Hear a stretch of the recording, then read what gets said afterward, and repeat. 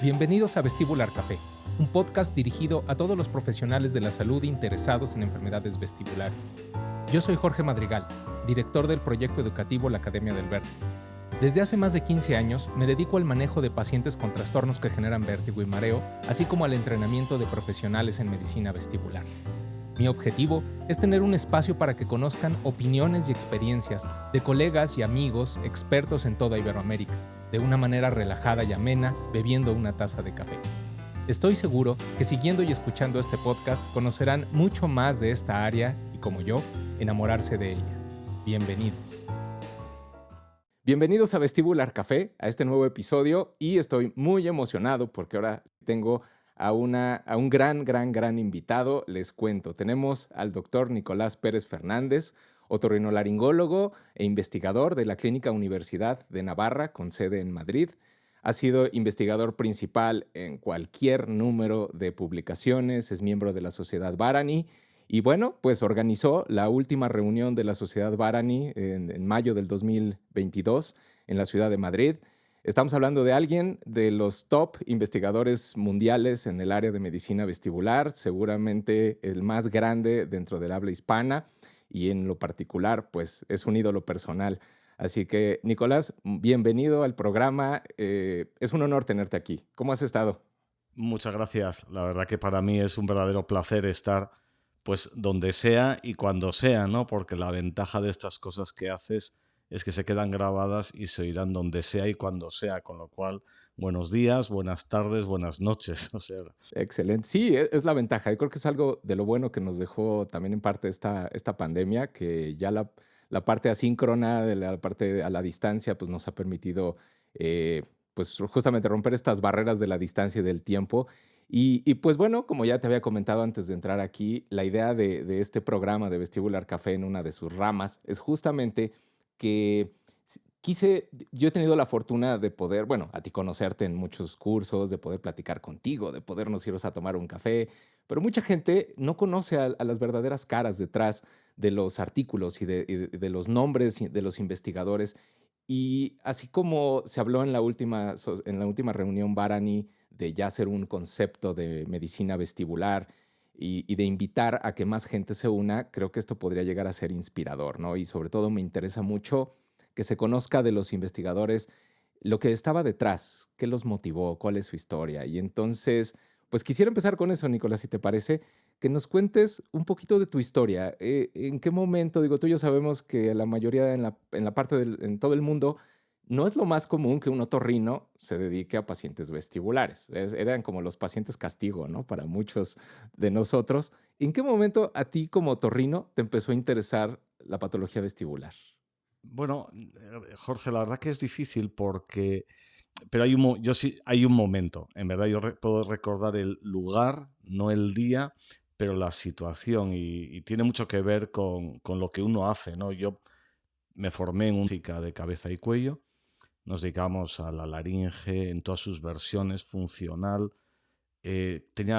Hablábamos de distonías laríngeas ya, pero mucha oncología. Y de hecho, mi primer año residente fue dedicación exclusiva a esto y a la planta de pacientes oncológicos, que recuerdo que en el momento eran muy complicados y estaban mucho tiempo ingresados.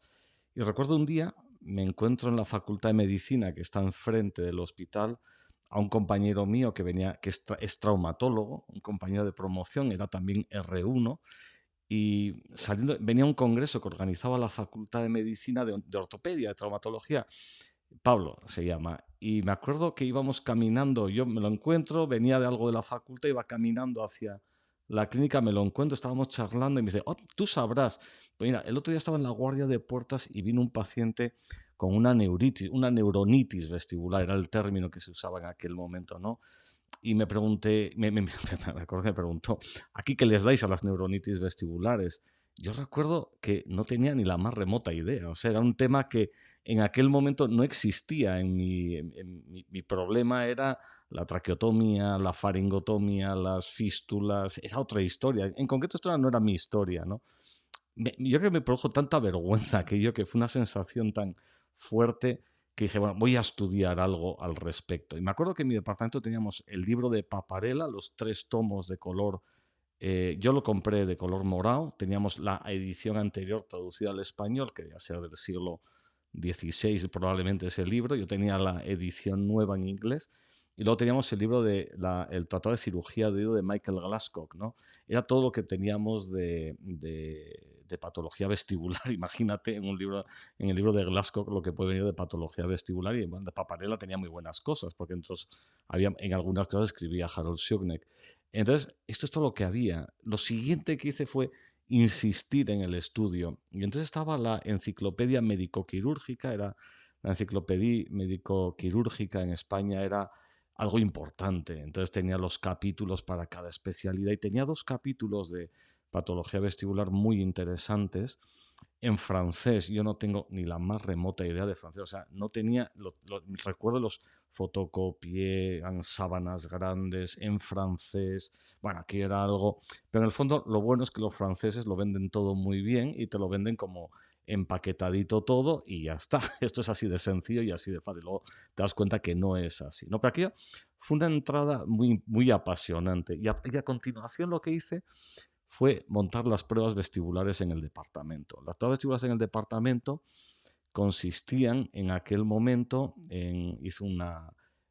bueno, esto fue un pasado, me acuerdo, salía la mariposa de Clausen, de Fries o de quien sea, no quiero entrar en el autor de la mariposa, y entonces me acuerdo, teníamos una batea con agua caliente y agua fría. Para saber la temperatura usábamos un pececito de temperatura que era de los hijos de las hijas del doctor Manrique, que eran pequeños todavía, pues para la bañera me trajo un termómetro, entonces yo sabía si estábamos a 30 o estábamos a 44, una jeringa de sacar tapones en el oído, era echar, creo que contábamos 30 segundos, le ponía las gafas de Frenzel al paciente, contaba los nistagmos y esto lo apuntaba en una hermosísima tabla con una cruz para hacer la mariposa. Ponía oído derecho 40, 44, ponía 30 nistagmos, en un periodo de tiempo que ya no me acuerdo cuánto era, ya será otros 30 segundos.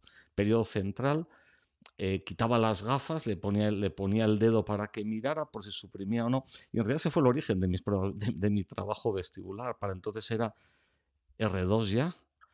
De R3 convencí a mi jefe que teníamos que comprar un equipo de electronistagmografía y me acuerdo que me prestaron un equipo que aquello era de los de plumilla, que aquello era agotador, ACDC, aquello era terriblemente agotador, ¿no? Y, pero justo sale el Nistar Plus, el primer equipo de electronistagmografía computerizado. Aquello era la pera limonera. Entonces nos lo presentaron, yo ya era R4 en aquel momento, y lo presentaron en Pamplona. Recuerdo que vino a un hotel, bueno, pues un tipo con el que luego hice mucha amistad. Bueno, le compramos sillón rotatorio, posturografía dinámica, otra videonistamografía, en fin, bueno, luego la videonistamografía. ¿Esto fue como en los 80s? Estamos en 89, esto es en el 89 exactamente, justo 89, que es cuando sale el Nistar Plus, es cuando salen los artículos de Vicente Onrubia, Bailo, G. Lee, todos estos autores. Y entonces cuando, bueno, pues compramos ese equipo y es donde yo empiezo a preocuparme pues, con más interés de las pruebas vestibulares, sobre todo de lo que sería la exploración vestibular, que es algo que realmente faltaba. ¿Por qué? Porque en realidad, bueno, luego compramos ese equipo, no lo pagamos, bueno, en fin, aquí ya fue una historia que, bueno, luego se pagó todo bien, evidentemente, pero fue una historia muy de esa época, ¿no? Y lo que pasa es que en aquel momento era como lo único que teníamos. Podíamos ver pacientes porque había muchos pacientes, podíamos explorar pacientes porque en el fondo cuando parecía que alguien se interesaba por esta patología, en realidad hacías muchos amigos en el hospital, ¿no? Todo el mundo decía, "Ah, por fin hay alguien que ve esto". Y, y bueno, pues la verdad que a mí me vino muy bien. Yo disfruté mucho porque, bueno, pude ver todos los pacientes que quise, me dedicaba a las pruebas vestibulares todo lo que quería y ahí surgió mi primer trabajo, en realidad un poco que yo creo que es algo que puede interesar, ¿no? En realidad, mi primer trabajo hice 2 simultáneos y uno era sobre la capacidad de suprimir el nistagmo de manera voluntaria, ¿no? Entonces yo recuerdo seleccionaba alumnos de segundo de medicina que estaban haciendo prácticas por el hospital, les hacíamos una prueba, les explicaba lo que era la prueba calórica, en qué consistía, a mi manera, esto ya es el año 90, y era mi primer año de especialista, y le decía que tenían que suprimir el nistagmo, o sea, que mentalmente ellos lo anularan como fuera, ¿no? Bueno, fue curioso porque había gente que eran auténticos maestros, que, o sea, se ponían a pensar y la raya era plana, o sea, no había un nistagmo. Bueno, Sin fijación. O sea, suprimirlo sin sin fijación, fijación nada más a visual, pura. solo con capacidad cognitiva. Pero aquello era como, Okey, aquello no salió bien, ¿no? Ahí se quedó, fue uno de los múltiples trabajos que se quedó, y el siguiente lo hice con el tabaco, el nistagmo vertical hacia arriba de los fumadores. Claro, tenía un montón de amigos fumadores y era decir, bueno, esta noche no fumes, mañana cuando entremos a las 8 pásate por el departamento, te pongo las gafas te pongo todo el registro del montaje y te hacemos un registro de nistagmo espontáneo y te doy un pitillo y empiezas a fumar. Y ese fue el segundo trabajo que hice. Ninguno de los dos se publicaron porque en aquel momento no vivía en un departamento que tuviera una sensación de necesidad de publicar. No era, quizás era otro momento también, era otras circunstancias. Entonces, bueno, pues era interesante las preguntas que te abría todo esto. Yo recuerdo haber leído sobre cognición y función vestibular en aquella época, unos tratados de Mittelstaedt, perdón, gente alemana, libros de fisiología complejísimos, de biblioteca de fisiólogos sobre cognición, y también sobre los primeros artículos de Pierrot de Séligny sobre nistagmo vertical, ¿no? Artículos en revista en Brain, creo que era, para estudio. Entonces, en realidad yo veía que era un territorio muy atractivo de estudio, donde las preguntas se podían responder y te obligaban a estudiar, y es así un poco lo como a mí me parece que me ha gustado hacer la medicina. Pero no teníamos mucha necesidad de publicar realmente. En aquel momento íbamos al Congreso Nacional o lo que fuera y a correr, ¿no? Yo, de hecho, fue el Congreso Mundial, fue en Madrid en el 89, y en realidad llevé un trabajo sobre cordectomías láser.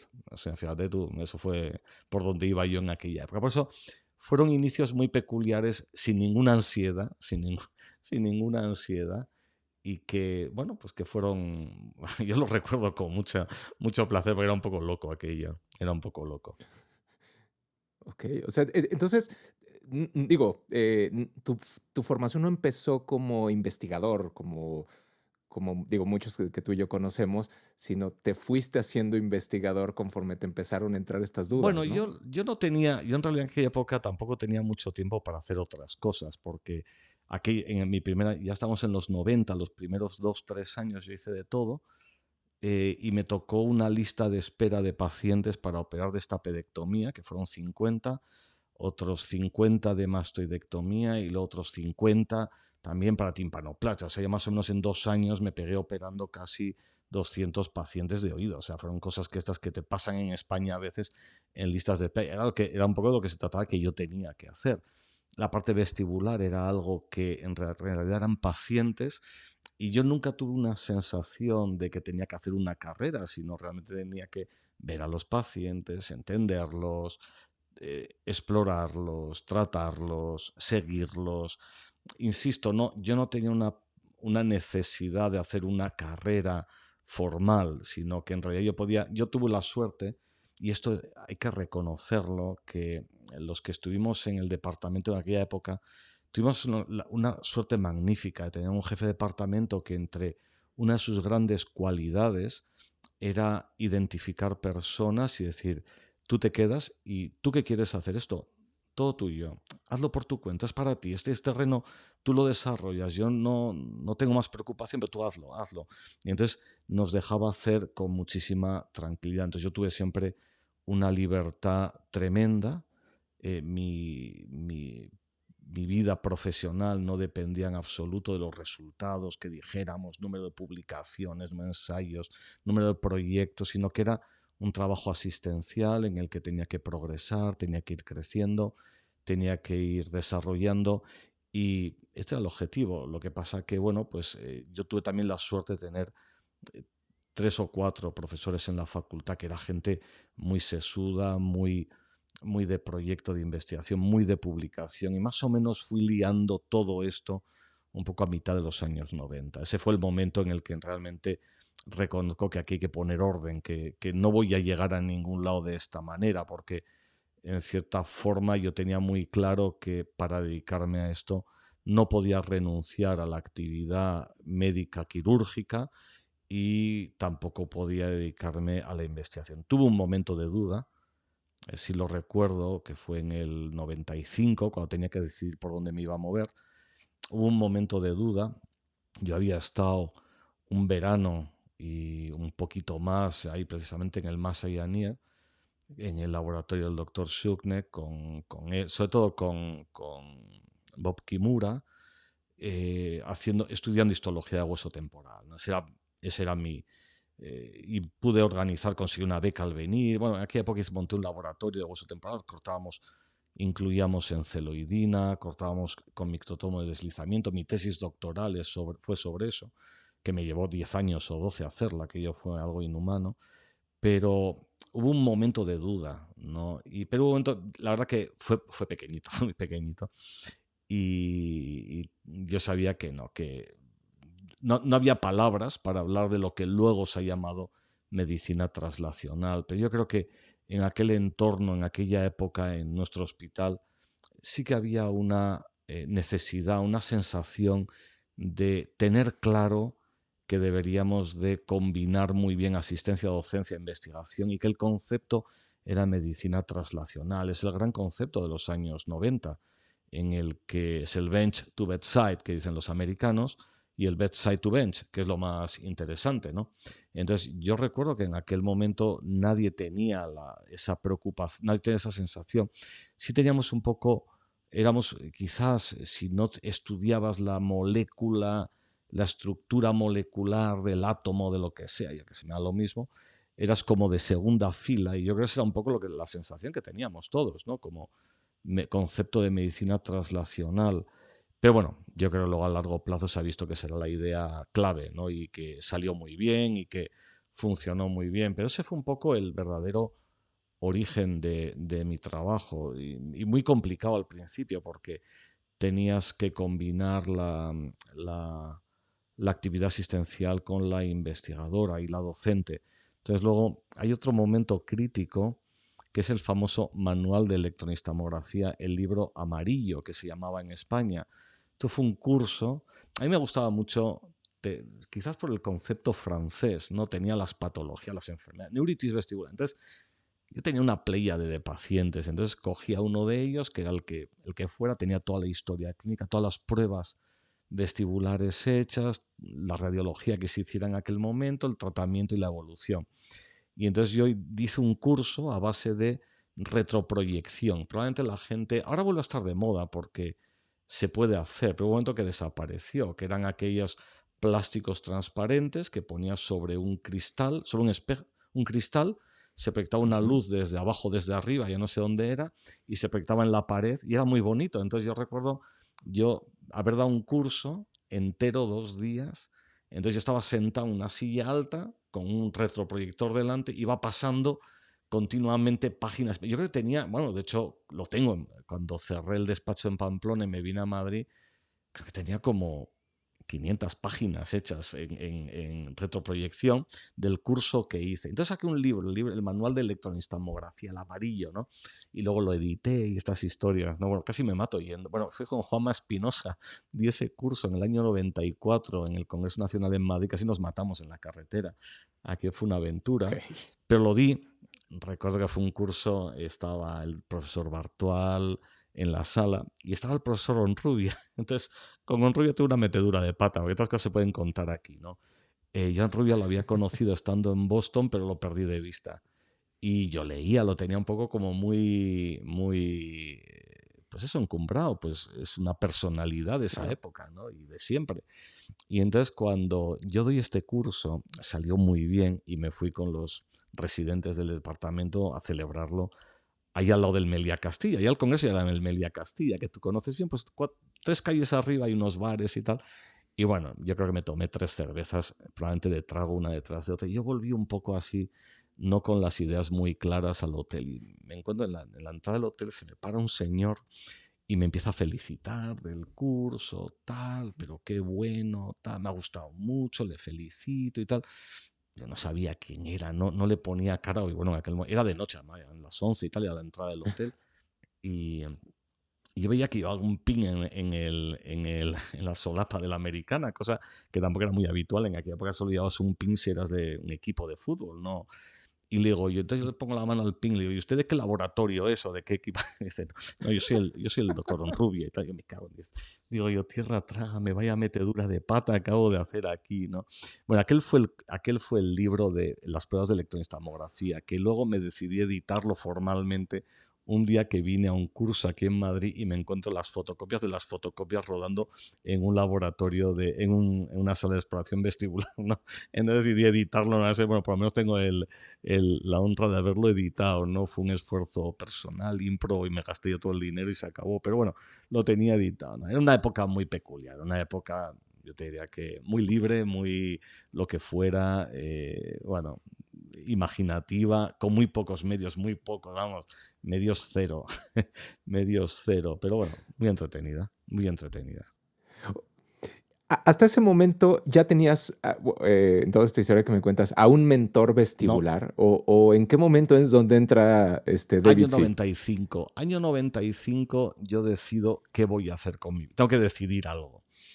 Y yo tenía tres opciones. O me iba a Alemania, en la Universidad de Múnich, no sé si, no, en Berlín, en la Universidad Libre de Berlín, el catedrático de neuropatología era un catalán, Cervós.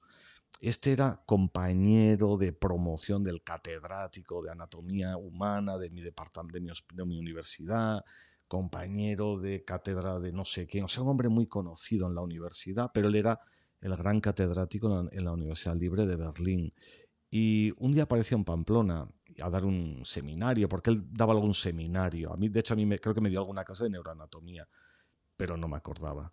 Y y le pregunté y me dijo, no, no, yo me entero a la vuelta a Alemania, me entero y tal, qué hay en Alemania, porque yo sabía que tenía que ser Alemania. Alemania era el sitio, ¿no? Y entonces recuerdo que él me dice, no, pues está Thomas Brand en el Ludwig Maximilian, tal, no hay ningún problema, yo le hago la carta de presentación. Tampoco hacía falta mucho más en aquella época, una carta de presentación, tú te lo pagabas o buscabas una beca. Y recuerdo, pero tienes que saber alemán. Y dije, bueno, pues nada, pues voy a estudiar alemán. Entonces me pongo a estudiar alemán. Entonces cuando iba un mes de alemán, iba 3 días a la semana, de 3 a 4 de la tarde, que era inhumano, cojo una gripe. No era COVID ni nada, lógicamente, estamos en el año 95, 95. Y bueno, me voy a casa, estoy en casa una semana, luego me reincorporo, tenía un follón de trabajo. En definitiva, pierdo una semana y media de clase de alemán. Voy a clase de alemán al día siguiente y no entendía nada. O sea, dije, esto no es normal, un idioma que estás empezando, que es muy básico, que pierdes una semana después de un mes, mes y medio de clase y esto no es para mí. Entonces pensé, no voy a Alemania. Entonces tenía la segunda opción, era Estados Unidos, que a la que yo en realidad no quería tomar porque era la decisión para mí fácil, ¿de acuerdo? Porque bueno, pues Estados Unidos siempre es guay y es más fácil, tengo familia, en fin, no era problema. Y entonces es cuando decido escribir a Honrubia, un poco más o menos, no disculpándome de mi affair del año anterior, sino ya presentándome que yo quería. La verdad que con este hombre yo tengo muy mala suerte. Entonces le digo que a mí me gustaría ir mucho, tal, pero yo quiero ver pacientes. Yo lo que no quiero es estar en el laboratorio, yo quiero ver pacientes, ¿no? Y bueno, me dice que sí, tal. Era complicada la cosa, no era fácil. Yo no lo veía muy, muy directo. Y entonces, un día estaba con estas historias. Nosotros tuvimos una línea de neurolaringología muy interesante en la clínica. Nosotros teníamos un neurólogo que trabajaba en Madrid, en otro hospital, que yo lo considero una de esas tres personas importantes en mi vida, que es Pepe Obeso. Él se dedica a enfermedad de Parkinson, es una autoridad mundial. Y él me dijo, yo vengo de un congreso y he conocido a un americano que es la pera, que es de lo mejor que hay. O sea, me parece súper claro, súper bueno, súper práctico, y se llama David, sí, fenomenal, digo, pues muy bien, pues interesante, yo tenía ni idea quién era, o sea, sí vagamente, porque tenía un libro, unas cosas de David Robinson que no entendía nada, el reflejo y tal, de los modelos, y sé que salía él y los dos estaban en Baltimore, en Hopkins, y entonces me dice, le voy a llamar y voy a quedar con él, le invitamos a un curso a Madrid, a Pamplona, y quedas con él. Yo alucinaba, yo, o sea, es que hay gente que va muy por delante. Entonces le llamamos por teléfono una tarde, no se me olvida, era un martes, y sé por qué era un martes, porque al día de la consulta de oncología que seguía yo teniendo, y me dice, vamos a llamarle, le llama por teléfono, David, tal, no sé qué.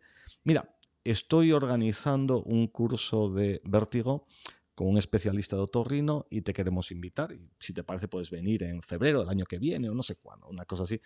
Pues fenomenal, ¿verdad? Nos conectamos por fax, lo hacemos todo, no había correo electrónico ni nada, ¿no? Lo hacemos por fax, bueno, le escribimos, y entonces cuando David sí viene a Pamplona, a un curso, al segundo curso de...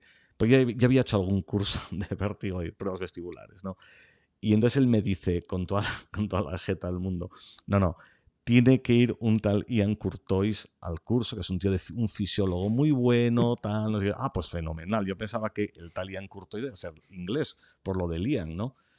Pues fenomenal y tal. Pues, y bueno, vive en Sydney, trabaja en Sydney. Digo, madre de Dios, los billetes desde Sydney, a ver quién lo paga. En fin, aquel agotador. Y luego va y me dice, y además está ahora muy fuerte una neurooftalmóloga que es Shirley Ray. Shirley Ray trabajaba también en Boston y fue la que describe los anti-Hu, los tres anticuerpos de los onconeuronales, los tres primeros onconeuronales. Yo estuve con ella varias veces más, luego tuvimos una cierta amistad, me contaba que las iniciales, o sea, los nombres, el anti-Hu, anti-Yo, en realidad son el nombre y el apellido del primer paciente donde se describe ese anticuerpo. Y bueno, pues también tiene que venir, madre de Dios, digo, esto se nos va arriba el dinero. Tal. Bueno, y al final hicimos el curso y salió muy bien. No me acuerdo muy bien cómo. Pasó, mi jefe era un tío, era un tipo excepcional.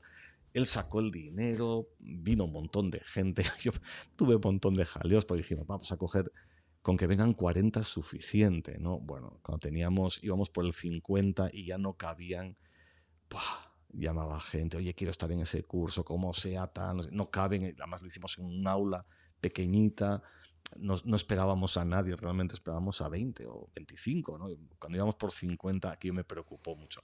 Y aquel fue un curso muy interesante, aquel fue para mí el curso en el que ya empiezas a ver todo, aquí paseando por el campus de la universidad con Ian Curtois, y me acuerdo, fuimos a ver un edificio de la universidad muy bonito y tal, y cuando salíamos, va el tío y me pregunta, pero por el campus, media mañana de un día cualquiera, va el tío y me pregunta, si yo pensaba que la única opción de un nistagmo espontáneo, horizontal, era una lesión de los canales semicirculares, tal. Yo me alucinaba, yo decía, pero esta gente de dónde, qué mundo es este, ¿no? Esta pregunta así en medio de la calle, ¿no? Y la verdad que nos lo pasamos muy bien, muy bien, muy bien. Y fue un curso súper agradable. Y ahí es donde yo decido ya que donde me voy es a Baltimore con David C. Y yo creo que fue pues la mejor decisión de mi vida. Yo creo que fue de esas cosas que dices tú, este es el sitio, es el concepto, lo que yo quería, esto es lo que a mí me gustaría hacer, es como me gustaría trabajar. Bueno, pues con las diferencias, ¿no?, que pueda haber entre España y Estados Unidos, sobre todo ya te estoy en el año 96, 95, 96, con las diferencias que había en aquella época, que eran abismales, eran abismales. Vosotros recordáis lo que era ir a un congreso americano en los años 90, es que era estratosférico, quizás ahora, gracias a Dios, no hay tanta diferencia, pero en aquella época ir al americano era otro mundo, era otra dimensión. Entonces pensé, bueno, pues me voy para allá, y allí me fui. No, excelente. Y entonces te vas a Hopkins, no sé, ¿te fuiste cuánto tiempo? Estuve mucho tiempo. Bueno, lo más triste es que mi mujer no sabía cuánto tiempo me iba a ir, y en la noche, el día antes de ir, bueno, ¿y cuándo vuelves? Dijo yo, pues no sé, no sé, pues estar. Había nacido mi segunda hija y tenía que decidir el tiempo. Entonces David sí me dijo, tú vente 4 meses sin ningún problema y a partir de ahí vemos lo que hacemos, ¿no? Y la verdad que fue yo recuerdo, 4 meses agotadores, pero fue muy agotador, ¿eh? O sea, con David sí, las consultas eran los miércoles, empezábamos a las 7 de la mañana, porque siempre tenía algún paciente extra. Yo recuerdo que cruzaba el campus de la yo vivía en el campus, pero la universidad está lejos, entonces cruzaba el campus caminando solo a las 6 de la mañana, cogía un shuttle que me llevaba al hospital, tardaba en esto 1 hora, con lo cual yo a las 7 estaba en la puerta de la consulta ya, empezábamos a ver pacientes y, y acabamos los miércoles como a las 5 de la tarde, 5 o 6, no me acuerdo. Y siempre teníamos 2 llamadas para neurooftalmología, a ver otros pacientes, ¿no? Me acuerdo el primer miércoles que estuve con él, yo llegué al apartamento, me tiré sobre la cama con la ropa, o sea, y así amanecía al día siguiente, o sea, aquello casi me mata, aquello.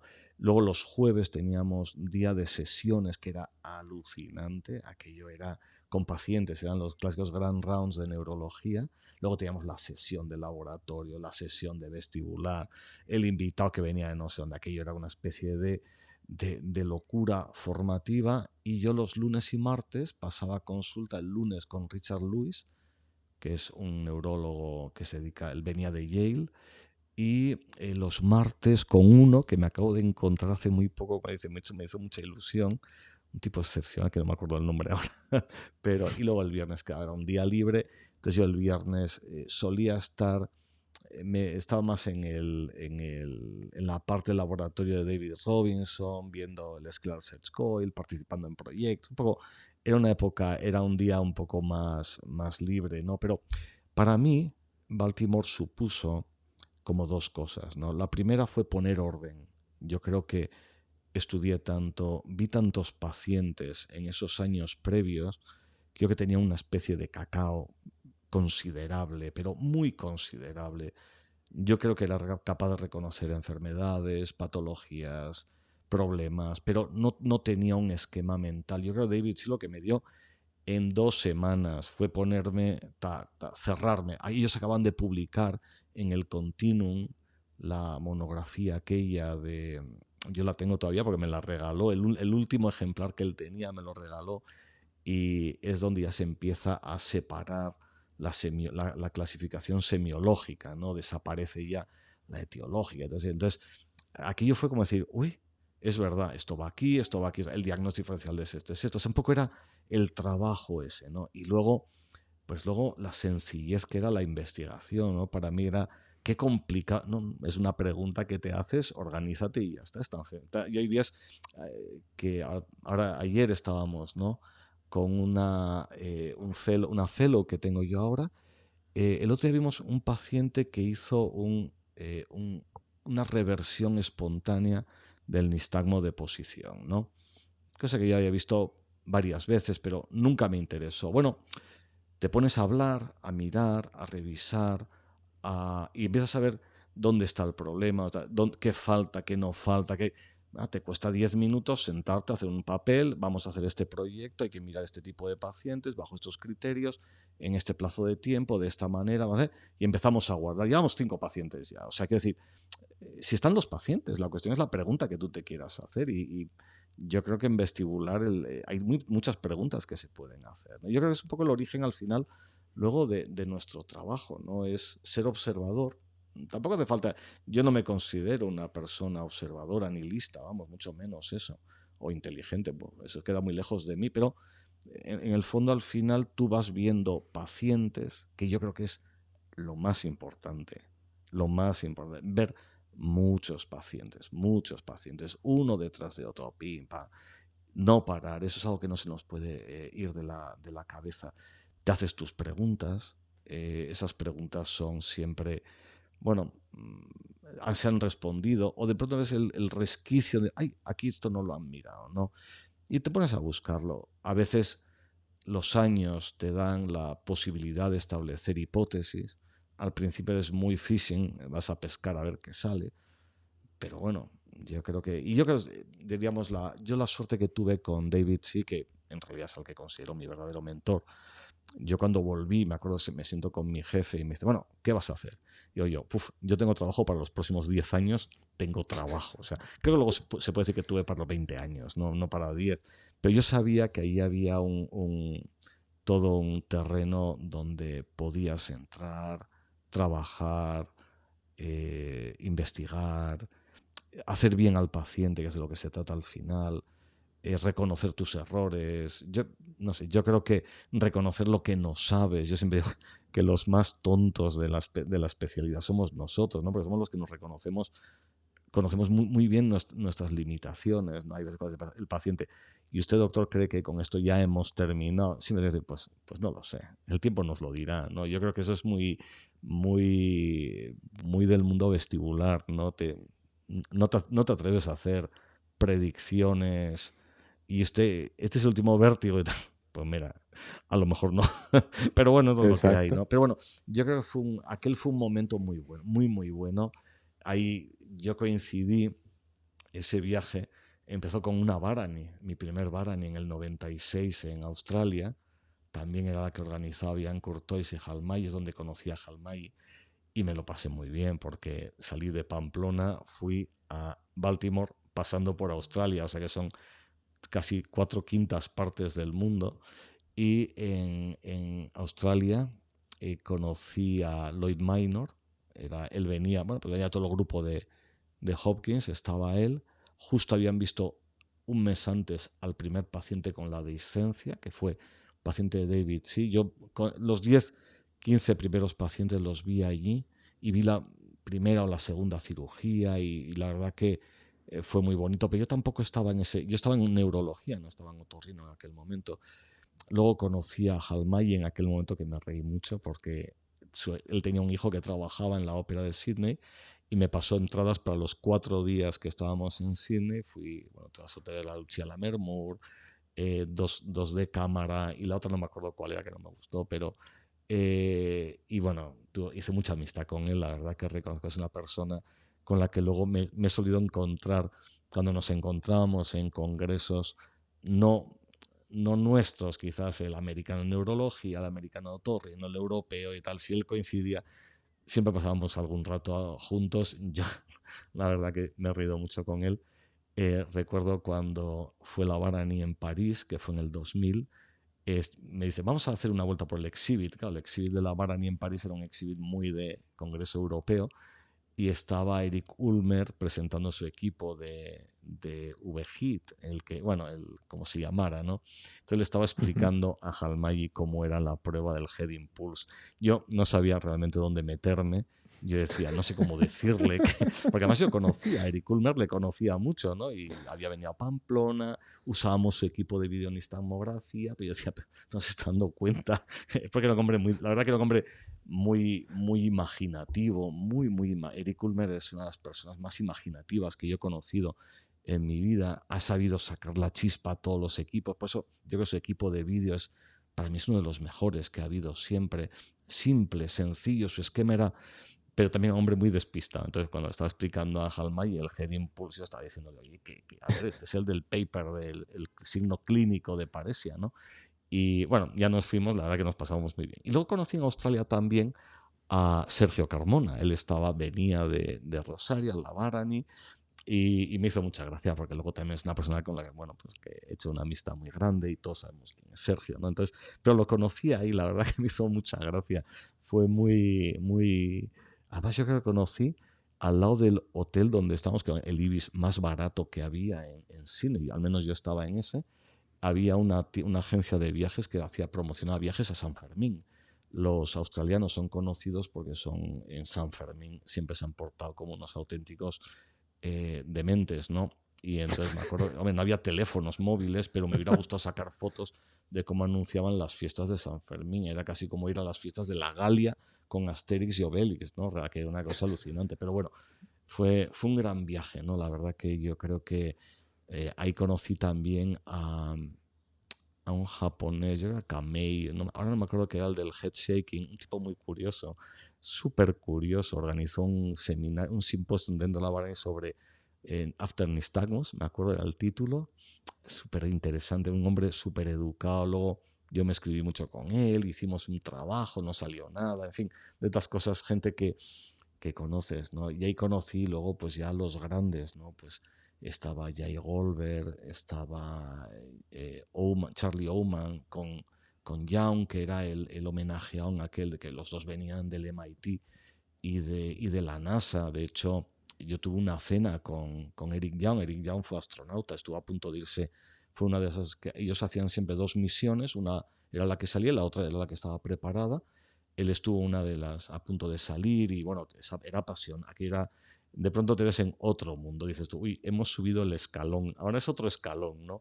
Y aquello fue un momento pues muy apasionante, ¿no? Dices tú, bueno, no me equivoco dónde voy, dónde tengo que ir, lo que tengo que hacer, con quién lo tengo que hacer. Fue muy apasionante. Fue un gran momento.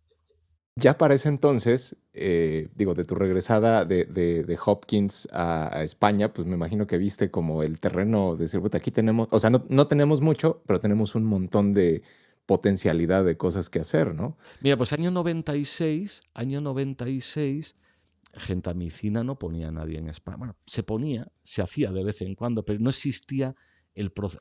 De hecho, un otorrino con el que casi hago la especialidad, porque era compañero de mi padre de promoción, Olaizola, aquí en Madrid, tenía un trabajo sobre gentamicina. Él era, o sea, en España hubo otólogos, hay y ha habido otólogos muy buenos y gente muy preparada, pero que a lo mejor hacían, en este caso, con la gentamicina, hicieron una serie de pacientes, los publicaron y ahí se quedó, no se progresó. Pero es cuando empieza el concepto de Netzelsky y de Lloyd Minor, de el titular la genta y luego ya más bien el de la demanda que surge de más personas y entre ellos Hallmayer, hay que reconocerlo. Yo tenía 3 pacientes que cuando yo volviera estaban en la puerta esperándome para que les pusiera gentamicina. O sea, esto fue así. Y de acuerdo, los 3 los traté, fueron el segundo, el tercero y el cuarto, porque el primero se coló uno de Pamplona que pidió, era un Meniepa, y le pinché. No se hacían maniobras de reposición de partículas. Yo me acuerdo cuando lo de Epley, la movida fue en el americano de Kansas City, Ujú. es donde empieza, que fue en el 90 o en el 89, ahora no me acuerdo, y al año siguiente se presenta creo que en algo. Y me recuerdo que me preguntan, no me acuerdo quién, oye, ¿te suena esto del vértigo oposicional, año 92? Yo, no, esto del vértigo oposicional es un tema neurológico de profundidad, espesa, compleja, de lóbulo cerebeloso y el núcleo, yo qué sé, bulbopontino protuberancial, yo qué sé, cosas de...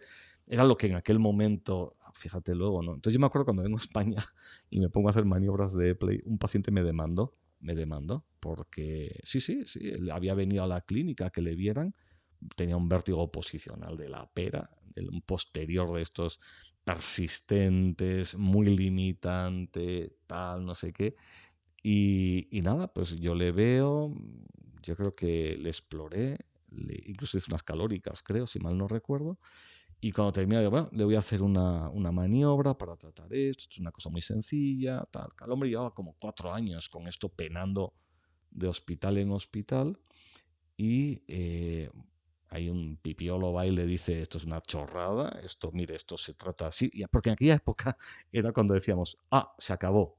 Con esta maniobra se ha curado el vértigo para toda la vida, ¿no? Eso duró 3 años, ya luego ya nos dimos cuenta que no era así, pero en aquel momento era así. Y recuerdo que, bueno, pues yo le hago, yo creo que el hombre estaba alucinado, no le dio tiempo ni a responder y entonces le hago la maniobra, termina, el hombre salió súper nauseoso, yo creo que hasta vómito, y se acabó. Yo ese día terminó la consulta, era la tarde, y al día siguiente me llama el director médico. Nicolás, sube a dirección, tengo que hablar contigo y tal. Pues mira, este paciente se ha quejado porque le parece una tomadura de pelo. Encima era un paciente que había pagado la consulta como privado, tal, ha pagado, tal, no sé qué. Se considera engañado, tal. El que quería que le viera este médico, que era mi jefe, que no veía pacientes con vértigo, solo hacía oncología de cabeza y cuello, ¿no? Pues él me pasaba a sus pacientes cuando eran de vértigo y le digo, pues mira, esto es lo que hay, el paciente me puede denunciar, pero vamos a esperar 15 días, retrasa 15 días a ver cómo está. Si quiere venir a la revisión, veremos cómo está. En efecto, el paciente vino a los 15 días, alucinado, profundamente, pues como estaban los pacientes al inicio, y todavía, pero yo creo que ahora ya lo de los cristalitos lo sabía todo el mundo, pero en aquella época nadie lo sabía. Entonces, el hombre vino como sorprendido a ver qué le había hecho. ¿Qué me ha hecho? Además, yo creo que vino ya con un hijo. O sea, yo pensé, estos vienen a por mi cabeza, ¿no? A ver qué le había hecho. Y yo digo, pues bueno, yo le he tratado con esto. Se había publicado la serie de casos de John Epley y toda la discusión en el otorrinolaringólogo de Dan Nexoria, que es muy interesante leer porque son 7 cartas, me parece, carta sobre carta, sobre carta, sobre carta, sobre carta, ¿no?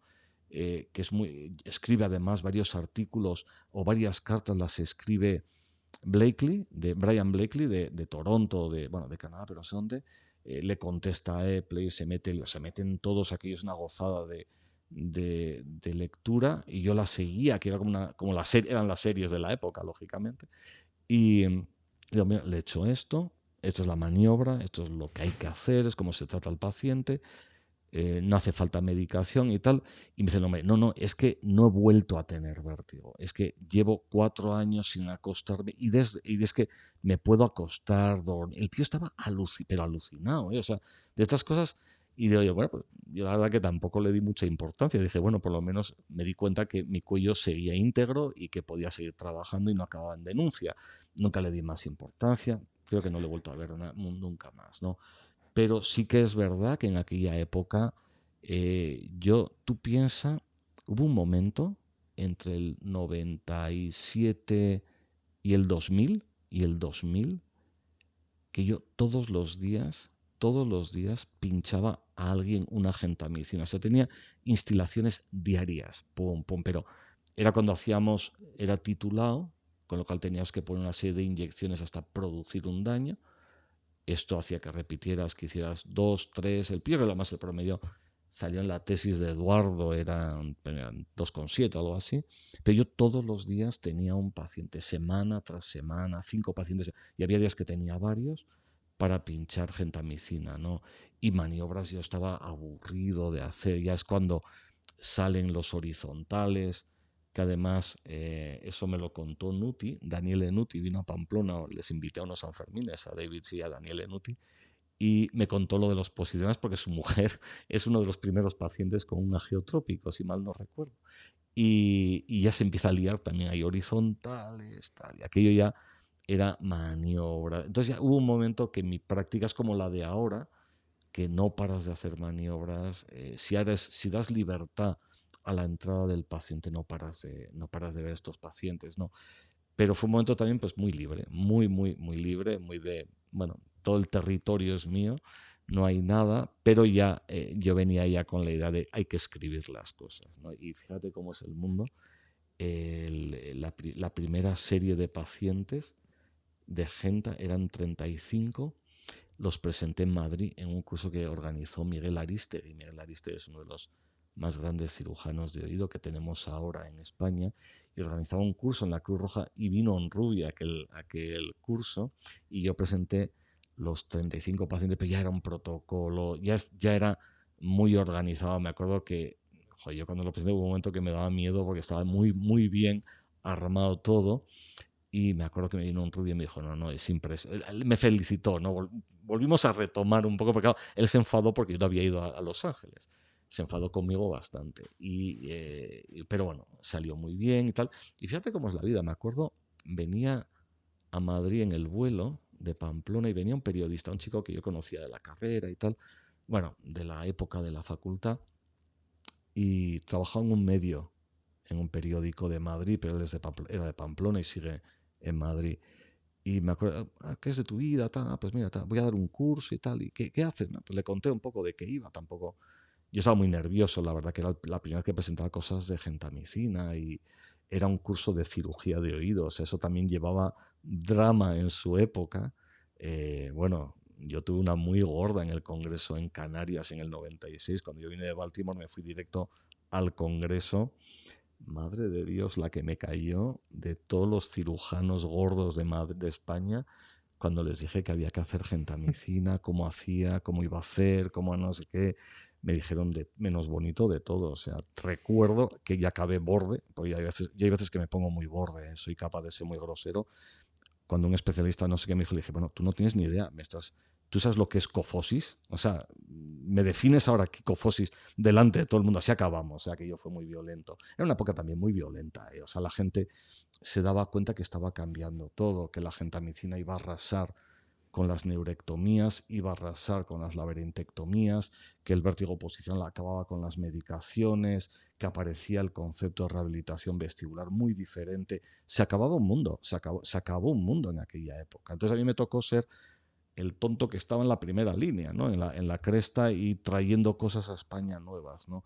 Y, bueno, ya se me ha ido el hilo, ¿no? Pero, y esto, mira, aquí está, esto es un tema que a mí siempre me ha preocupado mucho, ¿no? Cuando sales al extranjero, yo creo que igual hay gente que me oye algún día y no es para tu éxito personal, que sí, es para la mejora de tu país. O sea, yo creo que uno luego vuelve a su hospital, hace lo bueno que ha aprendido y eleva el nivel de sus hospitales. Yo creo que eso es de lo que se trata. Para mí siempre ha sido el concepto, ¿no? Yo he traído cosas a España, como otros muchos, y otros mejores si cabe, pero yo creo que es para el bien de tus pacientes. Yo recuerdo, fíjate, cuando la gentamicina, una paciente, tenía la número 2, Concha, Concepción. Recuerdo que me decía, esta tenía una crisis semanal y cada 2 semanas se caía. O sea, tu marking. Eh, no se quería entrar en el quirófano ni de broma, o sea, la típica mujer tenía. Entonces, cuando le conté, bueno, pues voy a aprender una cosa, tal, no sé qué, es esto, la gente. Esta fue la segunda paciente, o sea, bueno, fue un resultado de los grandes, de los muy buenos, de los muy, muy buenos, ¿no? Entonces, en cierta manera, bueno, yo le resolví el problema a la paciente, ¿no? Era un problema acuciante con una limitación mayor. Ya, bueno, también ya tenía una hermana con una deficiencia de la que se hacía cargo, en fin, había más rollo, ella no podía faltar, vamos a dejarlo así, ¿no? En su casa, los hijos eran pequeños, ella no podía faltar, ya le daba mucho miedo que le pasara algo en quirófano. Bueno, es un miedo que ahora parece ridículo, pero en aquella época existía, ¿no? Por tanto, el objeto de salir no es hacer currículum, porque curiosamente yo no escribí nada con David C. cuando estuve allí. De hecho, él me preguntó un día, ¿tú quieres escribir algo? ¿Quieres salir en algún artículo y tal? Y yo, no, mi preocupación es aprender, es seguir viendo pacientes. Fíjate, pude haber, bueno, de hecho participé en 3 proyectos muy bonitos y mi cerebro sale en 3 resonancias de los 3 trabajos que se hicieron en aquel momento, ¿no? Uno era, nos metía 5 horas en una resonancia magnética haciendo movimientos oculares, aquí era alucinante. Entonces, bueno, pues en varios artículos sale una foto de mi cerebro activando no sé qué zona del lóbulo occipital, ¿no? Pero yo no tuve nunca interés, no veía la necesidad de sentarme a leer y formar. Yo tenía que leer, leer, leer, leer, claro. La biblioteca del Welch estaba abierta todo el día, era alucinante, ibas a las 10 de la noche, sacabas artículos, ningún problema, ¿no? Entonces fue leer mucho, estudiar mucho, nunca tuve preocupación de escribir con él. Luego tuve la suerte de poder publicar un par de cosas con él y un proyecto reciente, ¿no? Pero en aquel momento yo creo que era mi interés, tengo que volver con las cosas muy armadas porque me espera gente y me esperan los pacientes, ¿no? Entonces un poco yo creo que lo que está detrás de mi preocupación, ¿no? Y luego también el por qué la investigación, porque en el fondo al final lo que tú estás haciendo es sistematizando para otros, para los que no están metidos en tu rollo y sean capaces desde cero leer, ¿no? Entonces un poco, ese fue el momento de Baltimore, fue muy, muy, muy buen momento. Oye, me encantó esa parte donde dices, o sea, cuando uno sale a rotar al extranjero no es para gloria de uno, sino No, no. evidentemente para tus pacientes. ¿Y en qué momento empiezas ya a decir, bueno, creo que además mi trabajo no solamente va a ser atender pacientes, sino empezar a transmitir lo que yo Pues aprendí? mira, tuve un aprendizaje salvaje. Recuerdo, yo tuve un momento, 91, 92, que conocí a James Yerger en Texas, por un motivo muy peculiar, bueno, sin más, de un curso que organizaba al coach de electroenstamografía, unas cosas. Y me acuerdo que él me regaló los discos del programa de autoemisiones acústicas que él había hecho. Las autoemisiones acústicas, en aquel momento David Kemp tenía la,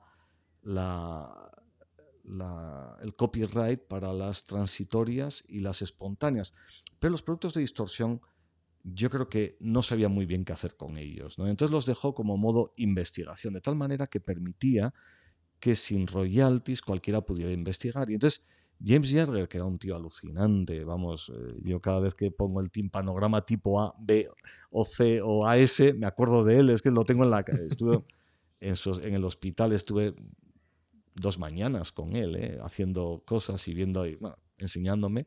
eh, y me dio sus discos del programa escrito para la detección, para los productos de distorsión.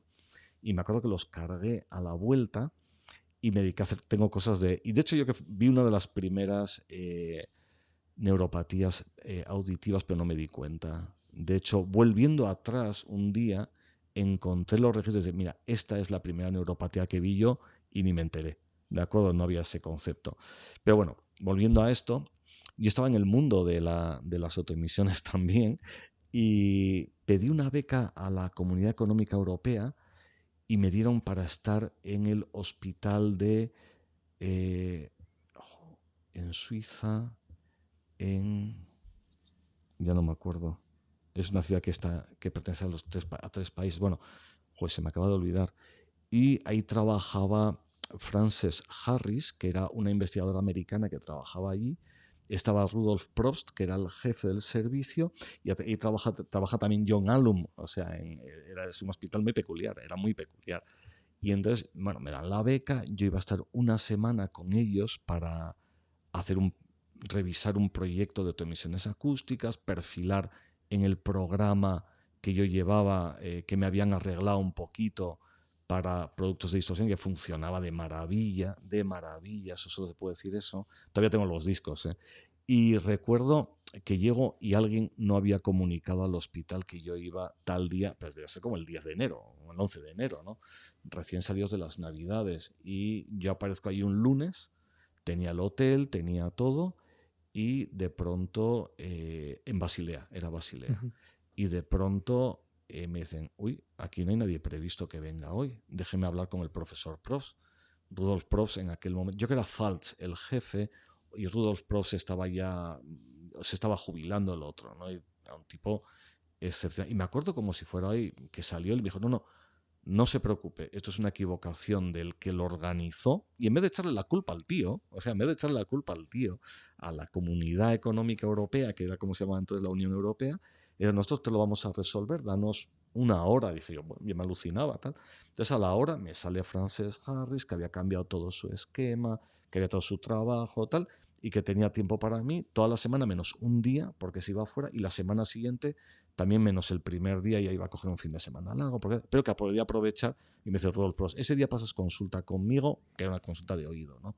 Sin más, ¿no? Y recuerdo que, bueno, pues se resolvió y no, como si no hubiera pasado nada. O sea, y dije yo, joder, perdón, esto no se debe decir, esto no se debe decir. Yo pensé, qué gente más generosa, ¿no? O sea, que me podían haber dicho, mira, lo sentimos mucho, es culpa del comisionado, que además era Ferdinando Grandori, un italiano que era la pera, él no ha hecho bien los papeles o la gestión no la ha hecho bien, nosotros tenemos... Yo me hubiera admitido volver a casa, que era muy complicado, porque eran varios vuelos, y ya está. Lo hubiera admitido, no hubiera, pero ellos me lo arreglaron. Entonces me di cuenta que en realidad había una generosidad en la enseñanza, en la formación, que superaba pues, las normas propias de las facultades, ¿no? Yo iba pagado, pero ellos no recibían dinero de mí para nada. Yo era un pesado que iba allí, como había estado en Baltimore, ¿no? Eso fue a mí un poco, fueron los dos hechos que me llamaron la atención, ¿no? Un poco como también nos debemos al resto de la gente, o sea, no solo el paciente, sino la gente. Tal es así que yo ya no sé cuántos han pasado por Pamplona, pero un día tuve que echar números y casi han pasado 100 personas conmigo. Entonces, y además hay mucha gente que les sorprende y no cobráis, pues no, no cobramos por esto, es que no podemos cobrar, es que es el modo de trabajo que tenemos nosotros, ¿no? Pero esa generosidad en aquellas personas en Basilea aquello me llamó mucho la atención, fue algo que me dejó pero súper bloqueado, porque yo entendía, bueno, eso a posteriori, ¿eh? Entonces cuando volví a Pamplona fue un viaje muy peculiar, porque bueno, había el aeropuerto, estaba cerrado, yo volaba a Viar y cerrado, bueno, fue un viaje, ya parece como a las 5 de la mañana en Pamplona, en casa, inundado el norte de Navarra, bueno, que fue, no me dio tiempo a pensar, pero yo a los 2, 3 días yo decía, joder, es que qué gente más buena, ¿no? Pues David sí me acepta, yo había estado en Boston también por mi cuenta con una beca del Colegio Oficial de Médicos, en Baltimore estuve con una beca del Ministerio, pero esta gente no recibía nada, ni del Colegio de Médicos, ni del Ministerio, ¿no? Y luego la otra de europea tampoco. Y los tíos daban todo el tiempo, te daban todo el tiempo. O sea, es decir, organízate, ven, incluso sin tener las fechas previstas, ellos eran Ujú. capaces de gestionar esto, ¿no? Con lo cual, aquí me impresionó mucho hacia lo que debemos a nuestros compañeros, pero en realidad son compañeros, no son ni discípulos ni nada, son compañeros. Una vez que acabas la especialidad ya se acabó, ya somos todos iguales, ¿no? Entonces es decir, bueno, pues he tenido la suerte de conocer a mucha gente, de estar en jaleos muy gordos, en momentos muy adecuados y precisos, de tener que estudiar mucho. Bueno, pues si lo facilitas, pues ya está. Y el que viene detrás parte de una posición mejor que tú. De eso, yo creo que de eso se trata. Vamos. No, no lo veo, no, es que no lo veo de otra manera. No tengo. Y a final de cuentas, creo que a través de otras personas llegas a mejorar la vida de pacientes que tú no hubieras podido, o sea, ver de primera mano. Esto lo vivimos todos. Y yo, en casi toda la medicina, pero en el ámbito vestibular es muy llamativo, es muy, muy, muy llamativo cómo la gente da tiempo, facilita las cosas, permite que estén todos, bueno, pues aprendiendo. Claro, sales, yo sí me decías que David sí me puso, me ordenó el puzzle. Yo iba con 700 piezas en diferentes bolsas y el tío me puso el puzzle, lo cerró y dijo, esto es así. Ese es un poco lo que yo entiendo que fue mi estancia con David. Sí, fue como ordenar el puzzle, ¿no? Decir, esto es como es y déjate de piezas por aquí, ¿no? Esto es la visión que hay que tener. Y bueno, pues a partir de ahí yo creo que para mí ha sido mucho más fácil todo y poder transmitirlo todo, ¿no? De hecho, yo alguna vez cuando te sientas y le dices, te voy a explicar todo en una página y en 5 minutos, ¿no? Y entonces, pues un esquema de diagnóstico diferencial rápido. Esto es todo lo que hay. No hay más. Muévete por aquí. Estos son los caminos. Yo siempre digo que esto es como una biblioteca en la que tienes muchos cajones y vas sacando el cajón del vértigo inducido por los cambios posturales. Sacas y hay una gran caja que dice VP, pero hay otras cosillas ahí sueltas, ¿no? Cierras y no, este no es de este capítulo, este es del capítulo de vértigo espontáneo, recurrente con pérdida. Sacas y ahí empiezas a ver cosas, ¿no? Algunas cajas están conectadas, pero es un poco al final de lo que se trata, ¿no? Tener un buen esquema clínico y oír al paciente, escuchar al paciente. Yo hay días, mira, y esto es una cosa muy personal, pero yo hay veces que estoy en la consulta y digo, ¿a qué viene un paciente a contarme a mí nada? ¿No? Digo, ¿a qué viene? O sea, ¿qué espera de mí? ¿No? Que sobre todo estos pacientes muy rebotados o muy complejos, ¿no? Muy largos, ¿no? Y hay muchas veces ¿qué espera de mí? ¿No? Y de pronto, esos son los pacientes que te estimulan, que preguntas, y de pronto ¡pum! Se enciende una bombilla en alguna historia, en un momento de la historia clínica, y dices tú, uy, a ver si va a ser por aquí el problema. Y empiezas a horadar, a horadar, a horadar, y de pronto encuentras ya la mina y dices tú, pues van por ahí los tiros, ¿no? Y esto es un poco y para eso hay tiempo. Uno tiene que estar 45 minutos. Yo me acuerdo con David, sí, la historia clínica yo la hacía en 5 minutos el primer día, cuando él estaba 2 horas con el paciente con exploración neurológica. Y cuando me dijo, bueno, 5 minutos, una historia clínica de vértigo, ¿qué ha pasado aquí? ¿Qué tiene este paciente? ¿Un meniero? ¿Qué es esto? Yo no veo meniero. Me dijo, no puede ser y tal. Bueno, aquello fue un poco humillante para mí cuando él se puso a hacer la historia clínica, tal, no sé qué. Madre mía, yo me quedé, ahí sí que me quedé muy trastornado ese primer día, ¿no? Fue una conexión, fue un golpe brutal, ¿no? Y bueno, pues desde entonces yo les dedico 45 minutos, es el tiempo en un paciente por primera vez. Bueno, si es un posicional, pues ya sabes, eso lo ventilas más rápido, ¿no? Pero bueno, cualquier paciente un poco complicado te exige, y ahora estoy teniendo algunos de hora, hora y media, tienes que darle mucho, y siempre hay algún detalle.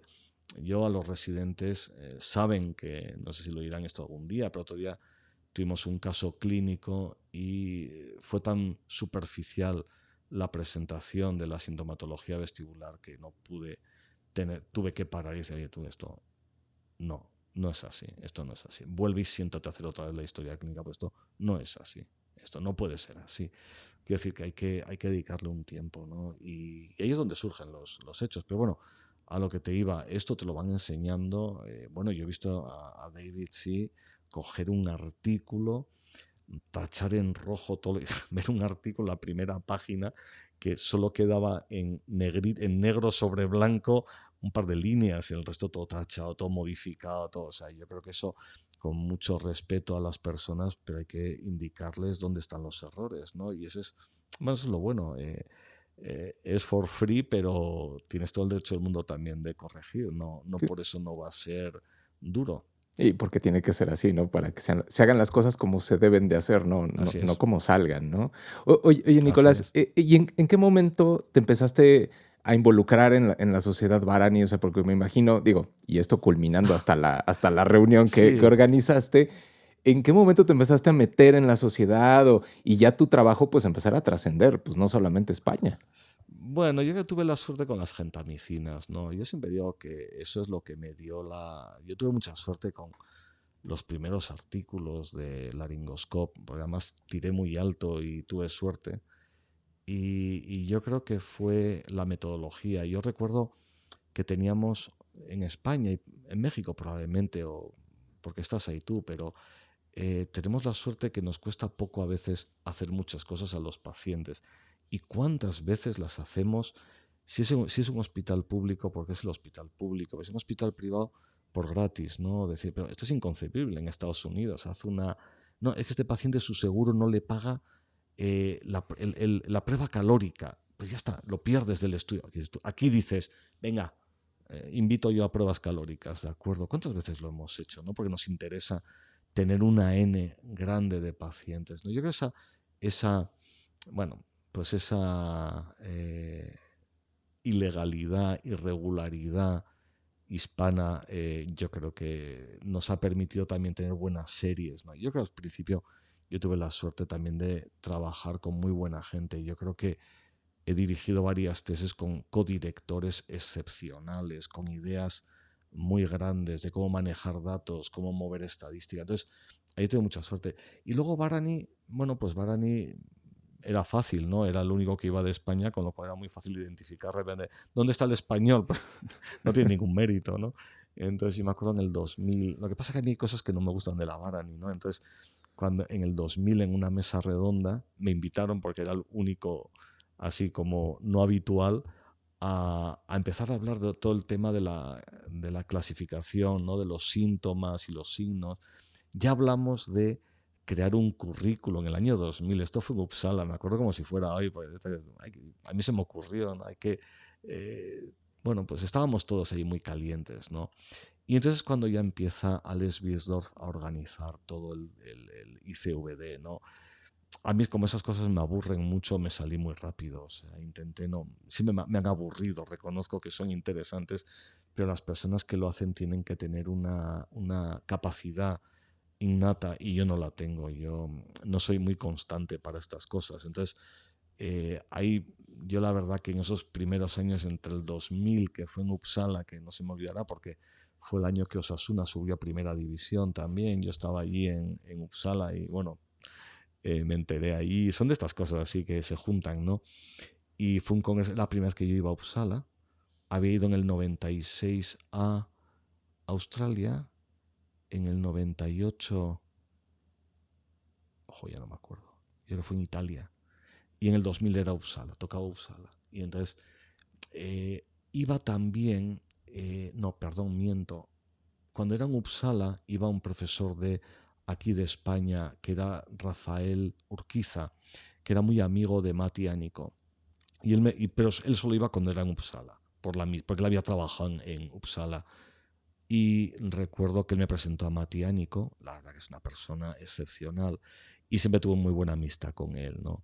Y para mí Barani era el congreso importante, ¿no? Y menos el de Kioto, fui a todos. Nunca fallé, ¿no? Yo creo que era el momento, bueno, pues te permitía cada 2 años saber que tenías que ir con cosas.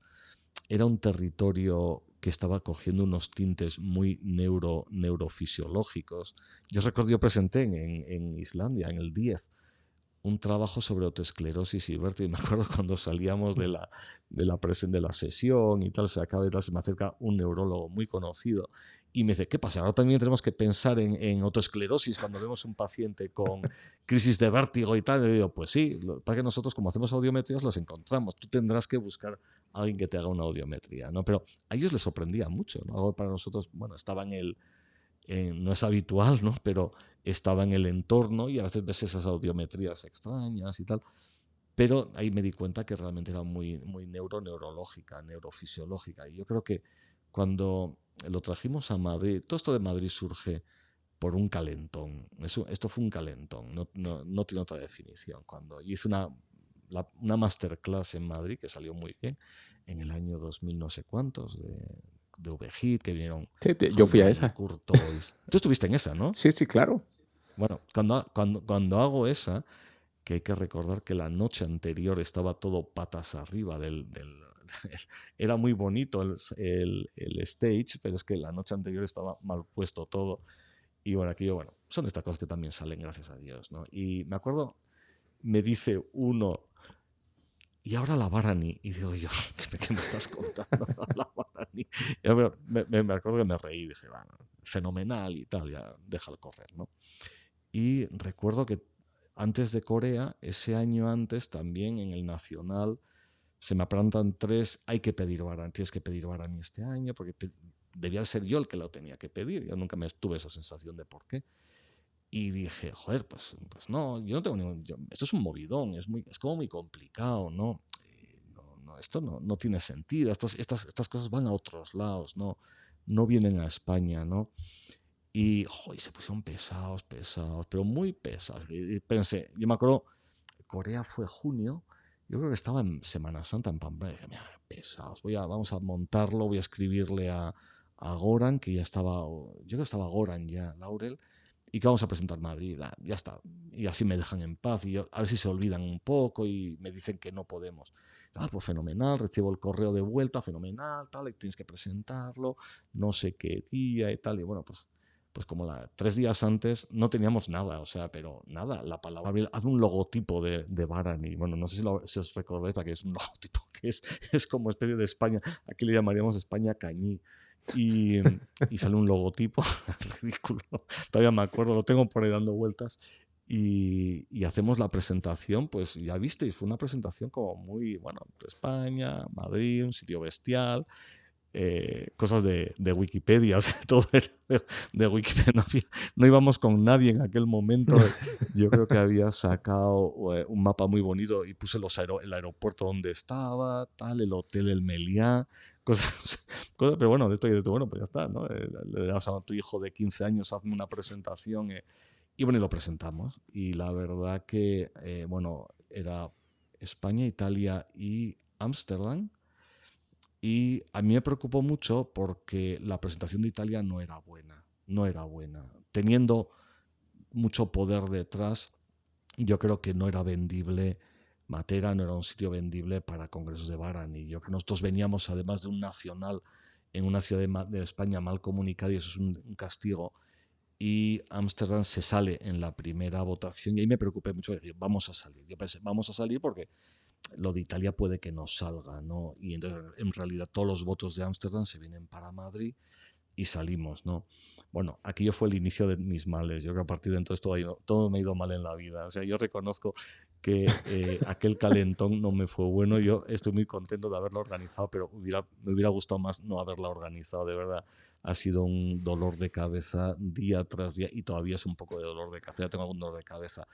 Pero bueno, salió bien. Yo creo que el programa inicial, bueno, y recuerdo que en aquel momento yo contaba, pues hombre, con una persona que, joder, que con este te vas al Polo Norte. Si mañana me dice Eduardo Martín, nos vamos al Polo Norte, ya me voy con él, ¿no? O sea, no tengo ningún problema. O sea, si fuera el Neil Armstrong de la Apolo 9, me iba con él. O sea, no tengo ningún problema, ¿no? Entonces me acuerdo, la tarde siguiente estábamos en el aeropuerto de Incheon, que teníamos que parar, no me acuerdo si dormíamos o nos íbamos ese mismo día, y estuvimos 3 horas diseñando el congreso. Ya, pum, cabeza. Además, él es muy tiene muy buena cabeza, es muy práctico. Yo puedo perderme, pero él es muy práctico, entonces él ha puesto los tiempos siempre muy bien.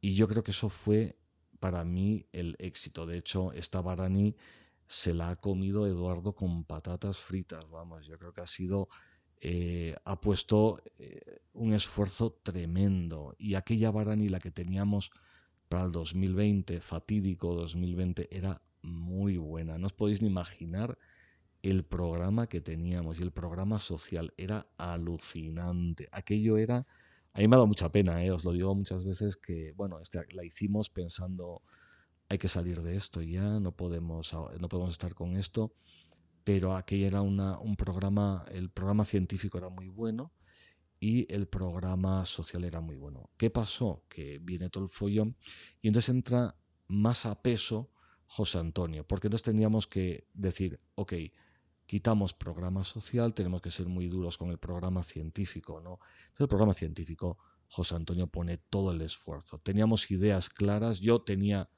3 objetivos que tenían que estar en esa Barani, que ahí estuvieron, y el resto era cuestiones que había que hacer bien, ¿no? Y la verdad que también se comió la otra parte que fue el programa, y yo creo que ha sido el éxito. Yo creo que es una sociedad Barani, una reunión Barani hecha con mucha complejidad, con mucha dificultad, con muy pocos medios, con muchísima incertidumbre. Yo recuerdo que este año, yo creo que en enero, estuvimos a punto de suspenderla, o sea, enero, febrero, o sea, si esto fue en mayo, pues 2 meses antes estuvimos a punto de cerrarla, decía, correr, esto no puede salir, o sea, viene la sexta ola o la séptima ola, en Europa no sé qué, aquí estaba complicando, y es de pronto cuando también la Comunidad de Madrid, y en esto ha sido paradigmática en España, cambia todos sus protocolos, tal, no sé qué. Y bueno, dijimos, pues tío, pues vamos a seguir para adelante, ¿no? ¿Qué le vamos a hacer, no? No, de hecho, hace poco he recibido el cierre del Congreso y on-site, o sea, en el sitio se apunta, o sea, si hubiera, es que no me acuerdo la cifra, pero la mitad, por lo menos 300, se apuntaron en esos 3 días del Congreso. Vamos, yo recuerdo, porque íbamos con unas cifras muy malas, yo recuerdo la tarde, el domingo, José Antonio venía de Granada y Eduardo y yo ya nos fuimos a Almería el sábado, bueno, a ver qué salía de aquello, ¿no? Porque no teníamos las cosas muy claras. La verdad que somos muy poco profesionales cuando cuentas estas cosas, pero bueno, es lo que hay, ¿no? Me da un poco miedo porque igual un día me echan en cara haber organizado algo con tan poca profesionalidad, pero esta es la realidad. Y entonces el domingo ya, bueno, nos fuimos Eduardo y yo a uno de esos bares de encima del Meliá Castilla y no os podéis ni imaginar lo fastidiados que estábamos. Estábamos, pero tirados, pero decía, ostras, qué desastre, mañana. Bueno, yo me veía, o sea, pero expulsado, masacrado, tirado al río, a una hoguera, lo que fuera, ¿no? Porque no teníamos expectativas. Y me acuerdo, bueno, ya íbamos por la tercera cerveza y le dije, bueno, nos vamos ya para el hotel y ya veremos qué pasa de hoy a mañana, ¿no? Y entonces cuando íbamos bajando nos encontramos de pronto un gran grupo de otorrinos españoles, mexicanos, y yo luego me encuentro con Charlie de la Santina, que venía con un grupo muy grande, todos entusiasmados, bueno, con entusiasmo, que le dije, mira, Eduardo, no puede ser que gente tan buena y tan lista venga tan entusiasmados y nos vaya a salir mal. Yo creo que solo por el karma tiene que salir bien. Esto no hay otro motivo, ¿no? Pero no, había incertidumbre hasta ese minuto, o sea, hasta el minuto antes de arrancar. Y yo me acuerdo cuando estábamos en la secretaría, que empezaba a llegar gente, es que me quiero apuntar, no cabían, venga, todos para adelante y tal, no sé qué, o sea, ¿qué vamos a hacer? No, ya saldremos por donde sea. Luego los organizadores, no, es que solo hay 600 plazas para comer y ya tenemos 200 más. Pero si se van a ir a comer todos por la mitad por ahí, pues luego no hubo ningún problema, ¿no? O sea, había que trascender, entonces mi misión era ser un poco irregular todo el mundo entró, yo creo que no dejamos fuera a nadie. Algunas me acuerdo, alguna mexicana le costó un montón porque luego no la contactábamos. Yo qué sé, son estas cosas que dices, qué ridículo, ¿no? Al final entraba todo el mundo y mal no salió. Yo creo hubo que centrar mucho el programa científico. Eso sí fue lo único bueno de cerrar a 2 salas, era que el programa era ganador. O sea, no había tiempo para lo superfluo. De hecho, yo solo veo una hora superflua. Solo hubo una hora que diría, esto ha quedado mal. El resto era de una calidad absoluta, claro. Era elegir entre oro y platino. O sea, es que el tema era este. O sea, hemos dejado a cada uno fuera que se ha enfadado, ¿no? Pero era lo que había, ¿no? Había cosas que tenían que salir y salieron. Temas de cognición, temas de radiología, de implante vestibular. Eran temas que es lo que ha cambiado en estos años y eso tenía que salir.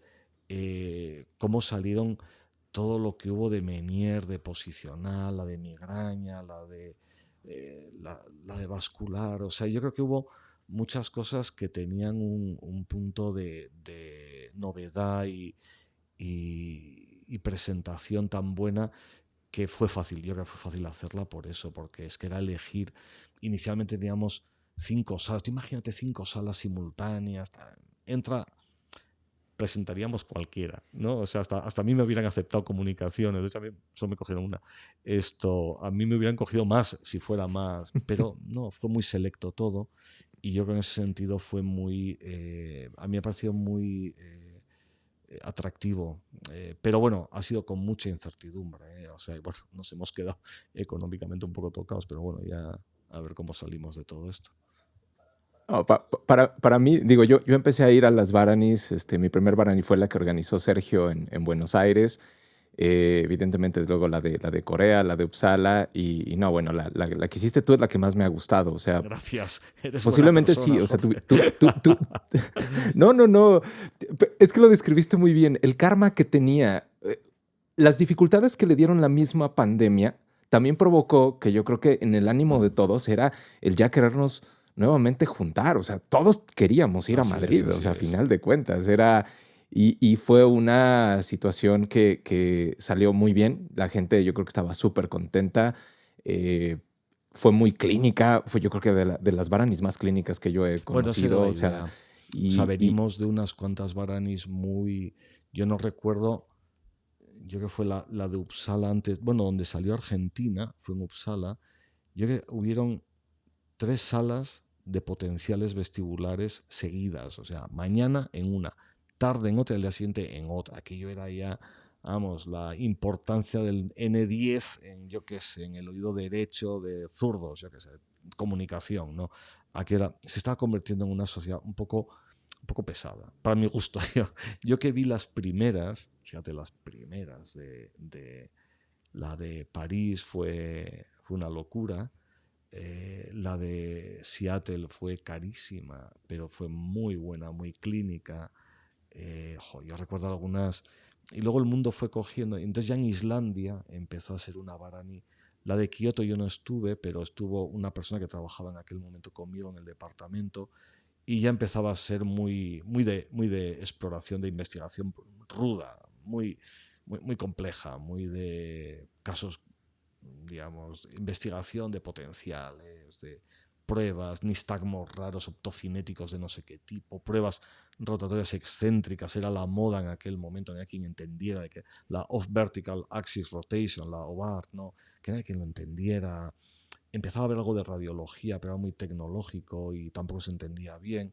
Y luego fuimos a un mundo, lógicamente, en el que el vídeo, Heavy Impulse Test, los BEMS, que han sido la otra revolución, lógicamente estuvieron muy representadas. ¿Qué ha habido en los últimos años? Pues en investigación básica menos de lo que nos imaginamos, en investigación clínica un montón, un montón. Entonces es de lo que se trataba en esta, ¿no? Ese fue nuestro objetivo, ¿eh? Bajo ese criterio decimos, pues digo que ahí sí fue José Antonio que se tuvo que pelear con el programa muy finamente y yo creo que es su mérito desde mi punto de vista y de Eduardo detrás, o sea, Eduardo, nos hemos metido en algunos jaleos que a veces decíamos, no sé dónde estamos entrando aquí, o sea, conversaciones con gente alucinante que dabas en A y al día siguiente tenías que decir, no, no era A, era B, no era esto que te dijimos, era totalmente lo contrario. Bueno, ha sido un poco difícil, pero bueno, y luego la pandemia lo ha puesto muy feo, ¿no? Y yo creo que hubo un momento ya en el 20, los primeros días de mayo, cuando ya escribimos que suspendemos la Barani, nos hemos pasado un año y medio diciendo que no teníamos que haberla suspendido, no teníamos que haberla aplazada, la teníamos que haber suspendido, pero había un tema de dineros muy gordo detrás y si la podíamos haber suspendido, de tal manera que se recobraba todo, todos descansábamos y en el 2022 hubiera sido donde hubiera sido, ¿no? Pero, ojo, no nos atrevimos. Ninguno, ¿eh? Estábamos, yo me acuerdo además, yo estaba en urgencias, atendiendo urgencias de COVID en aquella época. Me tocó no ver al paciente, pero sí gestionar las urgencias de mi hospital. Y entonces salía un día del hospital, iba caminando a casa, no había nadie, lógicamente, en la calle, iba hablando de este tema con Eduardo y con José Antonio. Tuvimos una de las múltiples reuniones sobre qué hacíamos, ¿eh? Y teníamos claro que podíamos suspender, y al suspender nos venía pues fenomenal, nos quitaba muchos problemas, pero ojo, nos dolía tanto, porque ya hubo un momento que en enero de ese año estábamos tan contentos con la Barani que íbamos a hacer, bueno, yo que estábamos en un momento de entusiasmo, ¿no? El enfrío que lo gélido que supuso aplazarla fue mucho, pero bueno, dijimos, seguimos para adelante, hubo que modificar muchas cosas, sí, es verdad. Hubo mucha gente que no nos ha entendido en nuestro nuevo plan, pero oye, es lo que hay, ¿no? Salió y a correr, no, yo no me arrepiento. Excelente. No, qué bueno que no lo hicieron, porque los que asistimos creo que lo Ya me disfrutamos alegra, ya me alegra. enormemente. Excelente. Y como último, ya para no quitarte más tiempo, ya llevamos aquí una hora Caray, y media y claro que por supuesto te voy a invitar más veces yo porque hablo habrá mucho, ¿eh? muchos temas que tocar, que me hagas un espacio en tu agenda. Dime algo, Nicolás. En tus proyectos, ¿qué es lo que sigue? O sea, digo, ya hiciste una Varani, ya has publicado por todos lados, estás formando gente. Cuando llegas al punto donde estás, ¿qué es lo que sigue para Nicolás? Muy buena pregunta. Y yo me la llevo haciendo un tiempo. Me la llevo haciendo un tiempo.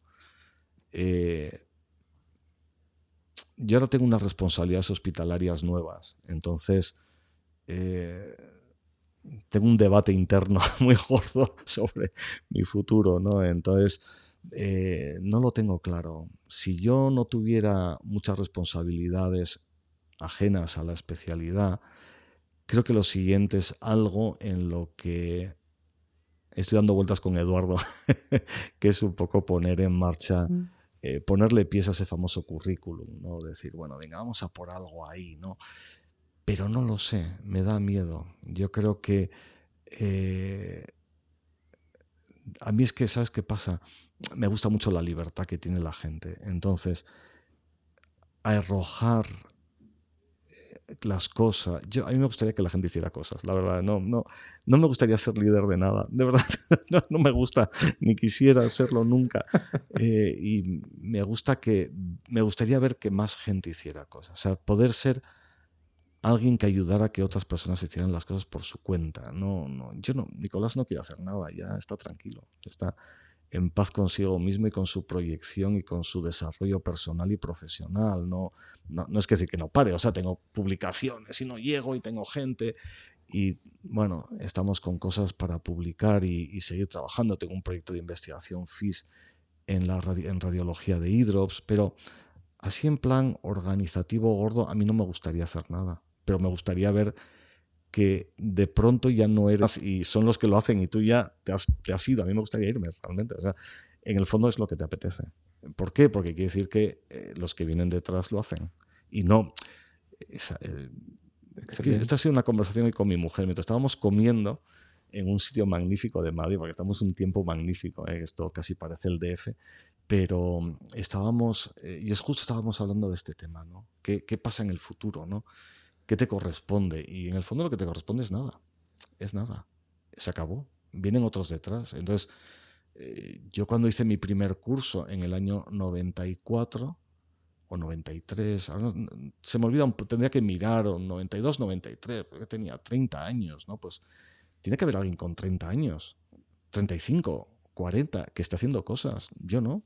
Mi tiempo ya pasó, yo me considero reliquia, o sea, yo tengo un sistema por motivos ajenos, bueno, por motivos muy sencillos, hay un déficit de especialistas tremendo en España, entonces estamos viviendo un momento muy delicado, todos los hospitales, y toca trabajar mucho. Yo estoy trabajando más que nunca. Ahora mismo tengo consulta todos los días. O sea, es una cosa demencial. Pero bueno, estoy disfrutando. Tengo a una fellow conmigo. Ella va a aprender mucho, por suerte. Pero ese es mi mundo. Ese otro, no, se ha acabado. Bueno, pues ahí estáis. Yo ya no. Uno tiene que desaparecer. Puede a vez en cuando, como esta entrevista, un poco ya en plan teorético y filosófico, lo que ha sido tu vida, que al final es presentar la suerte que has tenido de encontrarte con mucha gente. Un día me lo decía Bartual. Yo recuerdo un día, me decía Bartual, es que usted, Bartual me encanta porque a mí me trata de ustedes, de esta gente muy de la antigua generación. Que usted ha tenido mucha suerte en una cosa. Y decía, joder, a ver qué me dice ahora, ¿no? Me dice, usted ha tenido suerte porque le han dejado hacer lo que le ha dado la gana y encima le han dado los medios para hacer lo que le ha dado la gana. Y es verdad, esa es la realidad. Yo he tenido esa suerte. Yo solo puedo decir que me han dado, me han dejado y ha salido, hombre. Esto es como la parábola, ¿no? De los talentos, ¿no? Hombre, no, 10 talentos no me han dado, ni he tenido, ¿no? Ni pudiera, pero mi talento me lo han dado, creo que lo he hecho fructificar. Bueno, pues ya te toca a otros, ¿no? Yo estoy para poco ya, para otros rollos, ¿no? En esto, por esto digo, a mí me encanta que surjan cosas y personas y cómo de pronto es que parten muy encima de lo que partíamos nosotros. Siempre recuerdo una mesa redonda en la Sociedad Nacional, en el Congreso Nacional, en el año, no voy a decir qué año, pero hace mucho tiempo, la gente que hacía vestibular en aquel momento. La gente que hacía vestibular en aquel momento eran los que no valían, en teoría, para operar en un departamento, ¿no? Yo siempre he defendido que no, que, o sea, yo estoy haciendo mis oídos, ahora ya no porque no veo bien de un ojo y he tenido que dejar de operar hace tiempo, pero yo siempre he defendido que somos gente que nos tenemos que meter en una mastoidectomía, en una laberintectomía, en momento que sea una neurectomía igual es más complicado y es mejor dejárselo a uno para no hacer destrozos, ¿no? Pero tenemos que hacer disección de hueso temporal, saber dónde está el oído medio, cómo es el oído medio, cuando pones una instilación, lo que está, cuál es la orientación de los canales, no de manera teórica, sino porque lo has abierto un día el hueso temporal y lo has visto, ¿no? En vivo, además. Bueno, mejor en muerto, pero en vivo no pasa nada también. Eh, y entonces creo que siempre he defendido que sea gente muy, muy buena, ¿no? No son no es, te toca ver lo peor, fíjate hoy en día, ¿no? Yo recuerdo también una reunión de la Sociedad Española, me hizo un tío, yo pertenecía a algo de esa comisión organizadora, no sé qué era. Y pues estaban las cabezas pensantes de la sociedad. Me decían, pero total, vosotros a todo le dais cerc y ya está. Y yo decía, joder, este sí que está, es antediluviano esto, ¿no? Pero Antivacunas. bueno, esto es lo que hay, Sí. ¿no? Entonces, quiero decir con esto que las cosas van cambiando. En aquel momento a mí me tocaba estar delante y yo creo que ahora mismo, pues hay mucha gente que está y que debe de estar y que estará. Pues para adelante. ¿Qué es lo que tiene que hacer Nicolás Pérez? Pues ir a los congresos y escucharles. No tiene otra cosa más en la vida. No tengo más interés. Excelente, Nicolás. Pues muchísimas gracias por este espacio. A La verdad ti, es que Jorge. fue deliciosa la charla y pues estamos Pero en hablo mucho, contacto. ¿eh? No, está bien. Eso era justo el objetivo, que conociéramos todo esto. Muchísimas gracias y pues seguimos en contacto. De verdad, después me programaré para invitarte en otras ocasiones con mucha calma y eso, y agarremos otros temas así, porque tu experiencia realmente es invaluable en esto. Así que, pues muchas gracias. Jorge, a ti y a los que nos escuchen, pues muchísimas gracias por la atención. La verdad que es siempre una gozada. Y si sirve para algo, pues bienvenido. De acuerdo, y si no, hemos pasado una tarde muy agradable, ¿cierto? Correcto. Bueno, Hasta luego, Nicolás.